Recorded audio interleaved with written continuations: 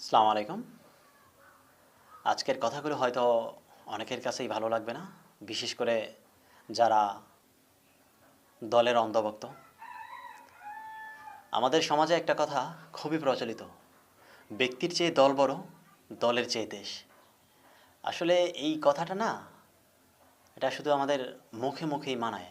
এটার বাস্তবায়ন কিংবা কোনো বাস্তবিকতা নাই। বাস্তবিকতা হচ্ছে ব্যক্তির চেয়ে দল বড়।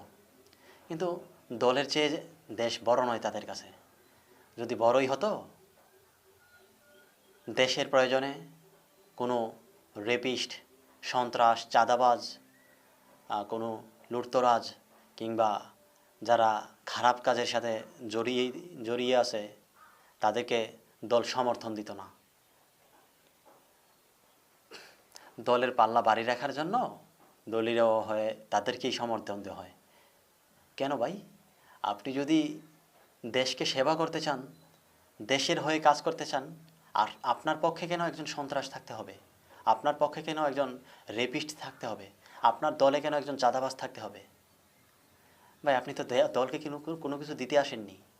আপনি বরং আপনার পকেট ভারী করতে আসছেন। পকেট ভারী করার জন্য দলে চাঁদাবাজ, সন্ত্রাসের দরকার হয়।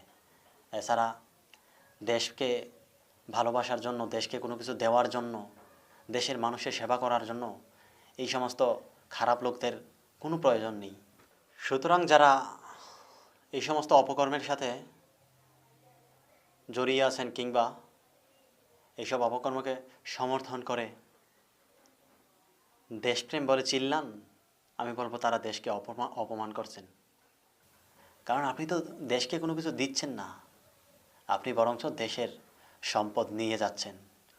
আপনি দেশকে ধোঁকা দিচ্ছেন, মানুষের চোখে ধুলা দিচ্ছেন।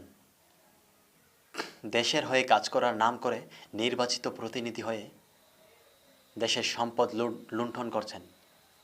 বিদেশের জমিতে, বিদেশের বাড়িতে আপনি হাজার কোটি টাকা নিয়ে ওইখানে বাড়ি করতেছেন। এইসব অপরাজনীতি বন্ধ করুন, দেশকে ভালোবাসতে শিখুন, দেশের কল্যাণ বয়ে আনুন। আপনাদের প্রতি ভালোবাসা থাকবে। মানুষের ঘৃণার নয়, মানুষের ভালোবাসার মানুষ হয়ে বেঁচে থাকুন।